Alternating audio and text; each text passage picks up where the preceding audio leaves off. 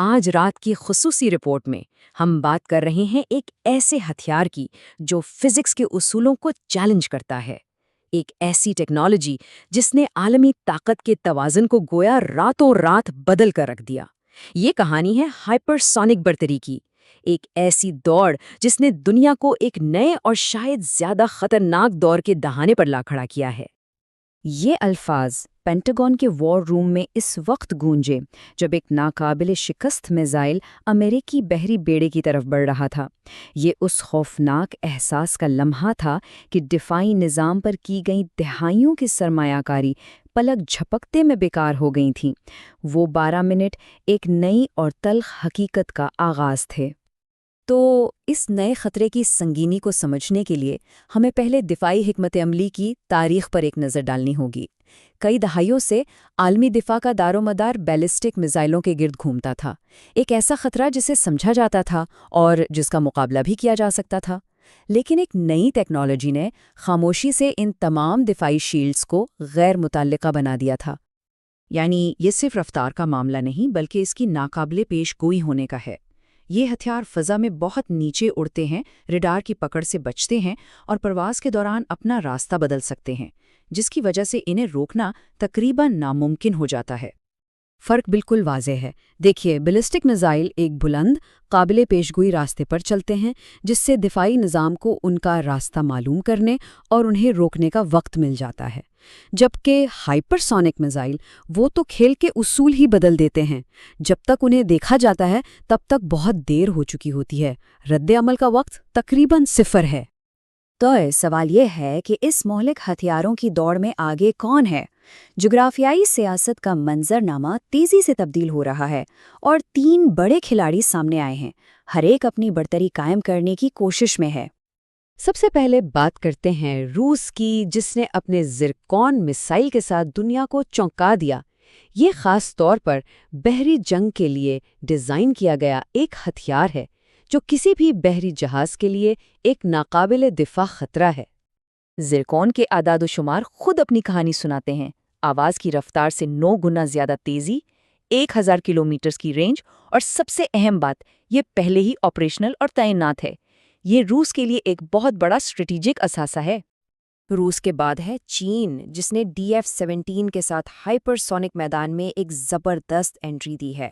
یہ صرف بحری اہداف تک محدود نہیں ہے بلکہ اس کا دائرہ کار کہیں زیادہ وسیع ہے۔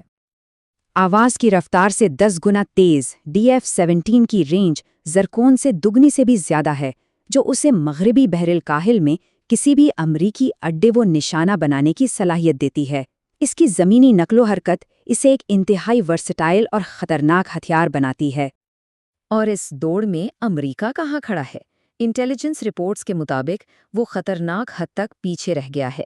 دہائیوں تک دفاع پر توجہ مرکوز کرنے کی وجہ سے امریکہ جارحانہ ہائپر سونک صلاحیتوں میں پیچھے رہ گیا، جس سے اس کی عالمی فوجی پوزیشن اور اتحادیوں کے لیے سنگین سوالات پیدا ہوئے ہیں۔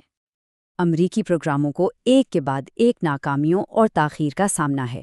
ماہرین کا تخمینہ ہے کہ امریکہ روس اور چین سے کم از کم 5 سے 10 سال پیچھے ہے، جو عالمی طاقت کے توازن میں ایک خطرناک خلا پیدا کر رہا ہے۔ یہ ہتھیار صرف دھات اور ایندھن کے بنے ہوئے نہیں ہیں، یہ نفسیاتی اوزار بھی ہیں۔ اب ہم دیکھیں گے کہ کس طرح صرف ان ہتھیاروں کی موجودگی بغیر ایک بھی گولی چلائے ایک بڑے بحران میں جبر کا سب سے طاقتور ہتھیار بن گئی۔ اب نئے تائیوان کا بحران تیزی سے بڑھا۔ جو ایک معمولی واقعے کے طور پر شروع ہوا تھا، وہ چند ہی دنوں میں ایک مکمل فوجی آمنے سامنے کی صورتحال میں بدل گیا۔ کلیدی لمحہ آیا 5ویں دن، جب چین نے اپنا ہائپر سونک ٹرمپ کارڈ کھیلا۔ یہ پیغام بالکل واضح اور دو ٹوک تھا۔ یہ صرف طاقت کا مظاہرہ نہیں تھا، یہ ایک دھمکی تھی۔ پیغام یہ تھا کہ ہمارے پاس ایک ایسا ہتھیار ہے جس کا کوئی دفاع ممکن نہیں، لہٰذا اسی کے مطابق عمل کیا جائے۔ طاقت کا توازن بگڑ چکا تھا۔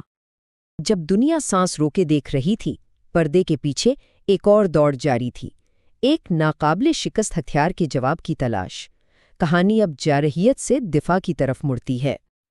یہ وہ سوال تھا جس کا سامنا دنیا بھر کے فوجی منصوبہ سازوں کو تھا۔ اگر میزائل کو گھرایا نہیں جا سکتا تو پھر کیا کیا جائے؟ جواب ایک ایسی جگہ سے آیا جس کی کسی کو توقع نہیں تھی، اور اس نے دفاعی ٹیکنالوجی میں ایک نئے دور کا آغاز کیا۔ اور حل کسی تیز رفتار انٹرسیپٹر کی شکل میں نہیں بلکہ توانائی کے ایک شعاع کی صورت میں سامنے آیا۔ ڈائریکٹڈ انرجی ویپنز، ایک ایسی ٹیکنالوجی جو میزائل کو تباہ کرنے کے بجائے اسے غیر فعال کر دیتی ہے۔ یہ نظام میزائل کو پیچھے چھوڑنے کی کوشش نہیں کرتا بلکہ اسے آؤٹ سمارٹ کرتا ہے۔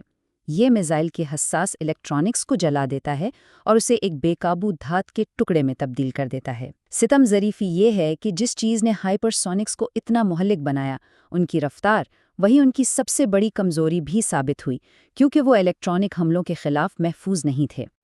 ایک مؤثر دفاعی نظام کی موجودگی نے اسٹریٹیجک منظرنامے کو ایک بار پھر بدل دیا، لیکن اس نے فوجی کشیدگی بڑھانے کے بجائے سفارت کاری کے لیے ایک غیر متوقع دروازہ کھول دیا، کیونکہ اب ہر فریق کو اپنی کمزوری کا احساس ہو گیا تھا۔ اقوام متحدہ میں امریکہ نے ایک انتہائی جرأت مندانہ اقدام اٹھایا۔ ایک نئی دفاعی نظام کی عالمی تعیناتی شروع کرنے کی بجائے اس نے ایک متبادل پیش کیا، اس دوڑ کو ختم کرنے کا موقع جس میں کوئی جیت نہیں سکتا تھا۔ اس معاہدے کا مقصد تھا کشیدگی کو کم کرنا، تصدیق اور مشترکہ دفاع کے ذریعے۔ یہ اس حقیقت کا اعتراف تھا کہ ہتھیاروں کی یہ دوڑ صرف باہمی تباہی کا باعث بن سکتی ہے، اور اس سے باہر نکلنے کا واحد راستہ باہمی اتفاق رائے ہی ہے۔ لیکن جب ایک ہتھیاروں کی دوڑ سست پڑتی ہے تو دوسری پہلے ہی شروع ہو چکی ہوتی ہے۔ ہائپر سونک بحران نے دنیا کو ایک اہم سبق سکھایا، لیکن جنگ کا اگلا محاذ زیادہ لطیف اور شاید کہیں زیادہ خطرناک ہے۔ میزائلوں کے برعکس سائبر ہتھیار پوشیدہ ہوتے ہیں۔ ان کی پیداوار کی تصدیق نہیں کی جا سکتی، نہ ہی ان کے ذخائر کا معائنہ کیا جا سکتا ہے۔ یہ ایک ایسی دوڑ ہے جو سائے میں لڑی جاتی ہے، جہاں میدان جنگ نیٹ ورکس اور کوڈ ہیں، اور اس کا اثر جسمانی تباہی کے بجائے معاشرتی مفلوجی ہو سکتا ہے۔ اور آخر میں ہم اسی بنیادی سوال پر واپس آ جاتے ہیں۔